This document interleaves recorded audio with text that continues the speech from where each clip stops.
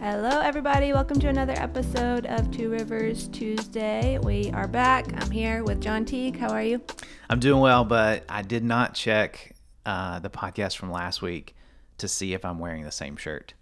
I don't remember either. It's entirely possible. It is entirely possible. Something in the blue family. Yes, it will definitely be. But I think we've had this conversation. I feel like I'm having deja vu right now. We've definitely had this conversation, and we have subjected all of our podcast listeners to this conversation. I will not continue it any further. I do feel that your collar is popped. I popped my collar? Oh, it is. There you go. Thanks, Maggie. You're welcome. All right. It is December. You're excited. Yes. Happy Advent. Happy Christmas. Yes. Is all your decor up in your home? Decor, yes. We have decorated it. And the trees are up. Mm-hmm. We're all artificial tree family now. Yes. That was a big deal in my life. Significant transition there, but I'm okay with it now. Yes. Yeah. I had the privilege of going with another family to cut down their Christmas tree, and that was perfect. Yeah. Because I got to have the experience, and it's a lovely experience, but I didn't have to haul that thing back to my house. I didn't have to pay for it. Yeah. I didn't have to sweep up the mess or deal with all of it, but I got the experience. So that's what I recommend. You still haven't said the worst part about, and really the clincher for me and the Teague family. It wasn't any of that. It's the lights. Stringing those lights on. Man, when you pull that thing out of the box or the bag or whatever you have like up in your storage, you put it down and like, especially the trees today, like if you've got a newer tree, then you just like dunk dunk dunk those three sections, and then you plug that. Such a perfect noise for what it's like. You plug that sucker in, and all the lights, like more lights than you could ever put on the real tree, and they light perfectly up, spaced. and they're perfect. Yes. Man, it's hard to beat that. Yes. All right. On Sunday, you talked about Christmas movies such as Hot Frosty. It's got good laughs. Hot Frosty. Yes. Is it titled HAWT on Netflix? No. It should be. If Jake Colella had been in charge, it would have been. Yes. It's one of his favorite words. It is. But no, just regular hot. Okay. Have you seen this movie? I have not seen it, but I know a few people in our church family who have. Yes. Brantley and Emily Robinson were raising their hands proudly about that movie. And I have their ratings. So they've shared with me their ratings, and they're multiple ratings within the movie. That's so hilarious. I'll have to see it just to be able to compare with them. Jesse pulled up just some images of it, and it looks like this man has his shirt off for the majority of the movie, would be my guess. Yeah, but it's icy and snowy. It's so but stupid. He's a snowman. Oh. That's why wow. It's Hot Frosty. Okay. Frosty was a snowman. So silly. And I think she puts a magic scarf around his neck. Gosh. Kind of like the song maybe. And then he comes to life. I can't. I have zero tolerance for cheesy Christmas movies. Really? I can't do it. Yeah, I can see that. Yeah. Do you like cheesy Christmas movies? I probably have a little bit of a sentimental, nostalgic side to me. The old ones, yes, but like a new cheesy Christmas movie. Yeah, I have not watched many in the last few years. No. What's your favorite Christmas movie? My favorite Christmas movie? Like, are we talking cheesy Christmas movies? Just or any Christmas movie? Yeah. Home Alone. Yep. One or two. Both. You have to choose. Dang it. You always do this to me. I think I would probably choose Home Alone 2 over Home Alone 1. I agree. I mean, but they're like 1A and 1B. Yes. Yeah. But Christmas Eve, the Teague family tradition is that on Christmas Eve we watch Home Alone 2. And don't you eat Trader Joe's food also? We used to, yes. Then Trader Joe's kind of changed it. So we sort of changed it up a little bit. But yeah. That's a fun tradition. Yeah. All right. So let's talk about Love Gives a little bit before we transition to the sermon. That is something we've been doing each week and talking about each week. Remind us which ones we have told the people about so far. Yes, Love Gives. We're giving money away. Yeah. So fun. And that is coming from the excess giving that we received last year. We brought in more than we budgeted, and we brought in more than we spent. And so we're giving some of that away. Yeah. And so we've given a donation to the Cleveland Emergency Shelter, and that's going into their fund that helps with special projects, replaces fixtures and things that break, in the shelter. It also helps them with staffing needs from time to time when maybe if they need funding for something. So that fund helps with all of that. And then we set up an adoption fund. And so we have we've set aside money for this. And I'm excited about that, to make it a little bit easier, just to be able to help our families in our church family adopt children. That's huge. And then on Sunday we announced, we shared a video from Pastor Gio down in the Dominican Republic, and his church, I can't remember the name of his church, Fuente de Paz? It's like a place of hope or place of peace or something like that. I don't know. Cool. Katie was translating it for me, and I've already forgotten. But one of the barriers to people in the area where he is getting to know Jesus, coming to hear the gospel, is actually getting there to hear the gospel. And so we have donated to help him buy a van. He's going to be able to buy a van and amazing. Go bus people down to his church. Yeah, that's so cool. And so we have a couple more that we'll hear about over the next few weeks, right? Yes, we have at least 2 more. Awesome. I'm pretty excited about it. Yeah, it's so fun to get to be part of that. And if anyone is hearing this and you're like, what can I do? Or I want to be a part of it even more, we're still receiving diapers for Choices and socks for the Cleveland Emergency Shelter. And if you want to buy a bag of coffee, all of that will go to Mission of Hope. So there's still ways you can get involved. I feel like things like that, especially the socks and the diapers, those are really easy wins to show your kids and get them involved and like going to get those things and dropping them off. And I feel like it makes it tangible for them. Yeah. Buy a bag of coffee, give it to someone as a Christmas gift, and say, hey, not only are you receiving this yummy coffee to drink, but the proceeds of this went to help feed children in Haiti and in the Dominican Republic. That's amazing. So cool. All right. Are you ready to transition to the sermon? Let's do it. All right. So we opened our Advent series. It's called Comfort and Joy. And so throughout this series, we're going to be in Isaiah. And tell us a little bit about why you wanted to be in Isaiah for Advent. Well, I don't know. There's always debates about, when you are to get ready for Christmas, right? Like, when do you start preparing? When do you start listening to Christmas music? When do you start decorating, right? Like, lots of opinions about that. But no one started earlier than God, right? That's good. Before the foundation of the world, actually. But then you look in the Old Testament and you see so many of the prophecies of the coming Messiah, Jesus, were in Isaiah. And I think that Isaiah, and I meant to fact check myself on this, but it's the most quoted Old Testament prophet in the New Testament. And there is a ton of Isaiah, and Jesus uses a ton of Isaiah. And so I thought, let's go back to Isaiah. Let's go back about 700 years before Jesus came, and let's see what this message was. And it was a message of hope and comfort and joy. And that's what he brings. And so I thought, let's spend some time there.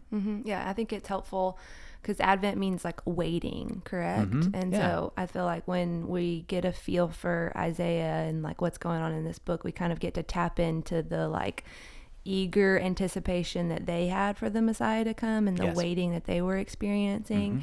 And we get to like, when we tap into that waiting that they were experiencing, we get a fuller appreciation for the fact that that Messiah did come. And the other kind of piece of the waiting is we get to get a sense for like, we too are waiting again, and we have this eager anticipation for his second coming. And just as sure as he came the first time, he will come the second time. And we can look forward to that in the same way that the people in Isaiah were looking forward to his first coming. So I feel like it's helpful to get in this book and kind of get a feel for what they're feeling and what they needed to hear, because it's what we need to hear also.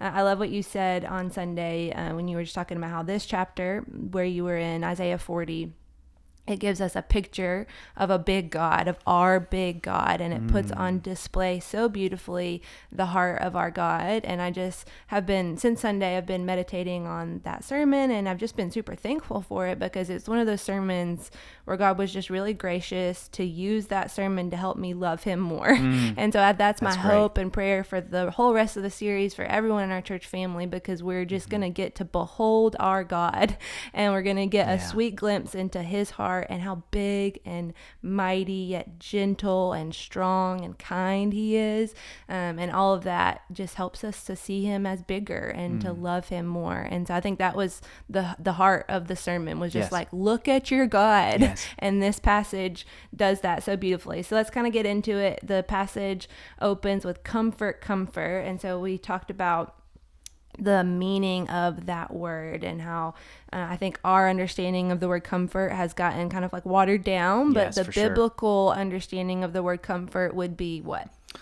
Well, in the Hebrew, so this word, if you trace it back, even in English, if you get back far enough, you'll find that this word had much more of a strengthening connotation or meaning than it did like sweatpants, stretchy pants, and cinnamon rolls. Like comfort food and what we think about when we want to be comfortable, right? Like, and even if we think hard enough about it in English, I was thinking about this, like there's an idiom like, "Oh, that person's just really comfortable in their own skin." What that really kind of means is like they're strong. They're strong in who they are. They've been strengthened and they're strong in their identity, right? And this word has that meaning of being strengthened.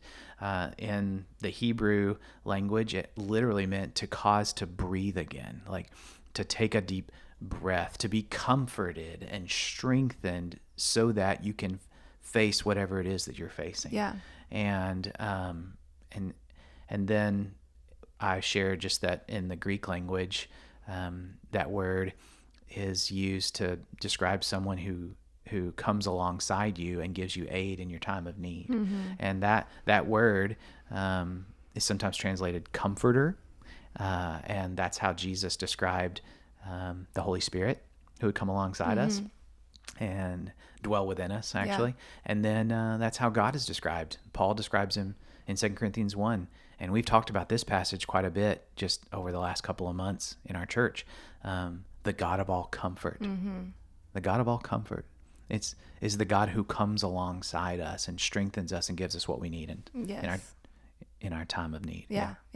I think it's helpful for me to start trying to kind of like, I must have like a compare and contrast list in my mind of like the comfort, the biblical comfort that God gives and like who he is. How is that different than the comforts that I seek, the earthly human comforts that I seek? So like, how would you explain like God's comfort is different than earthly comforts in this way? Okay, so first thing that pops into my mind is how sometimes I seek something, maybe it's food or entertainment or something like that, kind of like comfort when it's been a stressful day or it's been a long week or whatever it might, or I just want to, whatever, kind of escape, right? But it doesn't, those things, those comforts I'm seeking, maybe it's the entertainment or the food or whatever, it doesn't actually like help me enter back into life, like the way God's comfort is meant to, it's not meant to like, the word placate is coming to my mind. That's not the right word.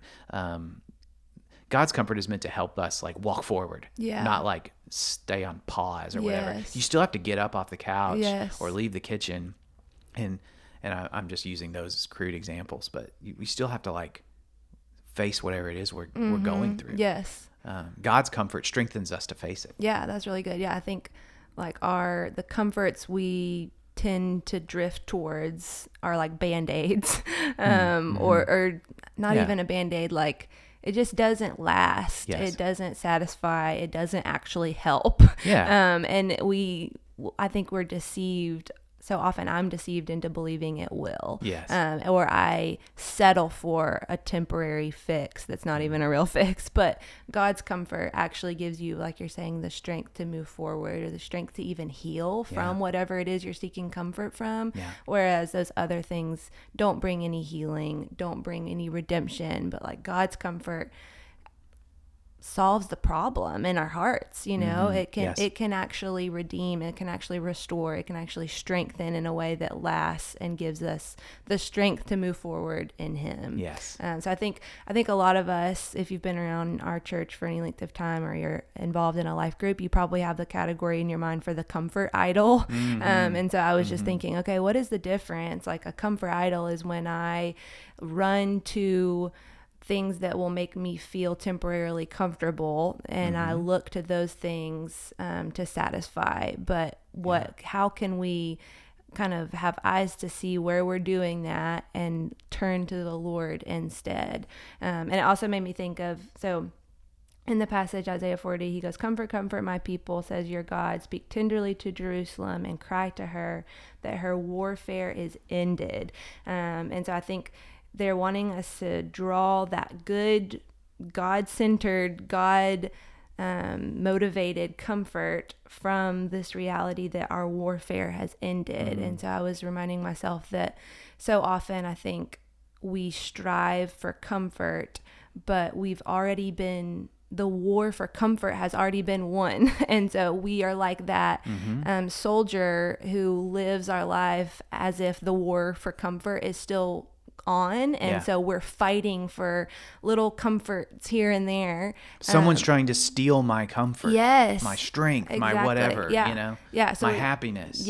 So we have this almost scarcity soldier like mentality, trying to grasp for it anywhere we can get it. But the war for comfort has already been won. We have been given eternal, lasting, true, perfect, whole comfort in Christ and in the life to come. And even though we don't get to experience that in full now, the reality that it's coming can help us stop striving so much for the comforts here that don't satisfy. Does that make sense? It makes total sense. So practically, I think when we remember and tell ourselves the war for comfort has already been won, so I don't have to go fighting for it all the time. I think that's how this practically can work itself out in our lives.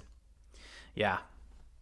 And I think that we probably have to think a little bit differently about like what comfort is, right? We need to go back to that definition, just like being strengthened, not escaping. Yes. Yeah. And I think it helps us bring true comfort to our friends when they're in need, so often. And I think gestures like bringing chocolate or bringing like whatever, like all of that can point to our true comfort in beautiful ways. But at the same time, acknowledging, hey, what my friend who's having a hard time needs most is for me to remind them of our big God, and for me to point them to the true lasting comfort that can be found in him and in eternity, not just like, here's a coffee, you know, and like those things are good, but like what we really want to anchor people in and point people to is the hope and comfort of who their God is.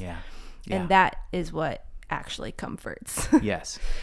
And I think just to put this in context, the message of comfort and the message that the war is over is all like kind of cased in this important truth that Israel's sins have been pardoned. Your sins have been pardoned. You've received a pardon for your sin. And that should bring comfort to us. Yeah, that's good. All right. What does this line mean? That she has received from the Lord's hand double for all her sins. Yeah, that's an interesting line, and I didn't have time to go into it because there's a few ways that you could probably interpret this. We probably shouldn't think that God like doubled down on their punishment and like over punished them, like double wrathed them. I don't think that's what Isaiah is saying here. I think that it could be that that they have received punishment for their sin, just as he said he would do. they went off into exile. They were carried away by the Babylonians into exile and away from their homes, and their cities were destroyed. Their homes were destroyed. But not only that, but it was all written down and chronicled for history. So there's an element that could be what he means here. It's just that it's almost kind of double, in that you experienced it and now everybody's going to read about it. Oh, interesting. And that kind of brings up something that one biblical scholar, I think, I'm not even sure. I think we should just put this in conjecture, this might be what was going on, but he has found that in ancient culture, when someone is just absolutely upside down in their debt, they can no longer pay their debts, and they're going to have to be punished for that. They would list all of their debts, write them all down, what their debts were and who they owed, and they would nail them to the outside of their home, and that was for everyone to be able to see. But also, if someone were to pass by and have the resources to take care of those debts, because maybe they are just generous, or because they feel compassion for this particular person, or they know this person, they could pay those debts, and then they would double over. They would fold that parchment or whatever over, and so that those debts were no longer, visible to everyone, and they would just write paid or paid in full, which has some meaning for us, when we think about what Jesus said on the cross when he says it is finished. Yes. Paid in full is what he was declaring. Our debts have been paid. And so it could have been that doubling over, I've read, could have some meaning there. So it's pretty interesting. And then the other thing just could be that the Lord, in the same way that he has had to punish them, his compassion says they've had enough. And so this is just a literary device, like saying they've paid more than enough. They've paid double. My compassion, my heart breaks for them to see my people in bondage and captivity. Bring them home. That's cool. I like that. All right, that's helpful. So there's a couple different ways we can view it, but I feel like the way I first interpreted it was that double wrath idea. But I like both of those a lot better. And that is no one wants double wrath. Yes, I feel like both of those are more in line with who we know God to be. Yes, and I just want to make sure I say, because we're joking about double wrath, all of the wrath, all possible wrath that was due you was poured out. It was in the cup, so to speak. I feel like, did we talk about this last week? Yes. Okay. Has been poured out on Jesus. Yeah. And in that empty cup is now his righteousness gets poured out on us. That's the other kind of double idea too that we see throughout Scripture. Not only has his wrath been emptied and poured out, but we've been given his righteousness. And so now the cup is full of his righteousness for us. That's right. All right. The next kind of portion of this passage talks about the glory of the Lord being revealed, and all flesh shall see it together, for the mouth of the Lord has spoken. What do you think Isaiah is doing here? Yeah, well, I think that we have to think there's layers of fulfillment going on here. Remember, he's talking to people in the future. He's writing 700-ish, and he's writing to people that are going to be in this position, or in the mid 500s. All right. Okay. So, and the glory of the Lord being revealed, him coming to meet them in the wilderness there is literally him coming and leading them home, like back to Israel, like he said he would. They'd be in captivity for 70 years and then they would return home. So I think there is an element of that kind of fulfillment. But then I think that what Isaiah wasn't quite sure, but was writing because it was what the Lord revealed to him, was the coming of Christ, the coming of the Messiah, the anointed one, the Lord's servant, which we'll talk more about in a couple of weeks. But he will come, and his glory, the glory of the Lord, will be revealed. And that's why I mentioned John 1:14, because in John's gospel, the way he begins is, the Word became flesh, dwelt among us, and we have seen his glory. And then Revelation, I think 19, 20, 21, all in there, where his glory is going to be revealed again. Yes. So in full. Yeah. So like multiple layers of fulfillment. Yes. Here. Yeah. Yeah, that's beautiful. I love in Hebrews 1, it's talking about Jesus, and it says he is the radiance of the glory of God. And so just that thinking about the fact that like the glory of God was revealed to us in who Christ is, and then will be revealed to us in full when we see him face to face. And so I think it's beautiful just to keep coming back to that theme of like, he did it and he'll do it again. He came and he's coming again. His glory was revealed already and it will be revealed in full, and just the hope that stirs in us. Yeah. And I wonder if we need more words, or I hesitate to say better words, but just more words that'll help us understand like what that even means. Like the glory of the Lord is revealed, or will be revealed, like, I wonder if we might think about the word beauty there, the beauty of the Lord, and not like in the sense that like he's an attractive man, like hot frosty, but just the like radiance, like you mentioned in Hebrews, beauty, just awe-inspiring wonder, like that is what has been revealed, and we probably don't think about that enough, just the beauty of the gospel story. Yeah. That's the glory of the Lord, the radiance of the Lord. I don't know, just the bigness. I just want to keep using words to try to come, somewhere close to what it actually means. Yes. Yeah. And that is so worth contemplating. Yeah. And even though like our vocabulary falls short of accurately like describing his glory, it's still worth trying. And so I think a good exercise today would be like, try to explain glory to a 5-year-old, like and teach it to your your heart too, that like explain and contemplate and imagine what his glory means and what it is, and in so doing you get to behold him, and that changes us and it forms us over time. In closing, you ended talking about his power, and so in some of these last verses that we covered, it talks about like, look at this mighty God, his strong hands, he is powerful, he is big, he is strong, look at all he did. And it's like, and how will he deal with us? How will he deal? And in the sermon you talked about like, how will he deal with our apathy? How will he deal with our insecurities, with our doubts, with our envy, with our defensiveness, like all of this nastiness that we know is in us. And we look at this mighty God and we behold him, and then it's like, oh no, what will he do with me? And the beauty of this passage is we see that he is so gentle and so tender and so kind. And it says, he will tend his flock like a shepherd. He will gather the lambs in his arms. He will carry them in his bosom and gently lead those that are with young. So I think that is a beautiful source to draw comfort from, is that this is our God, and how will he deal with us?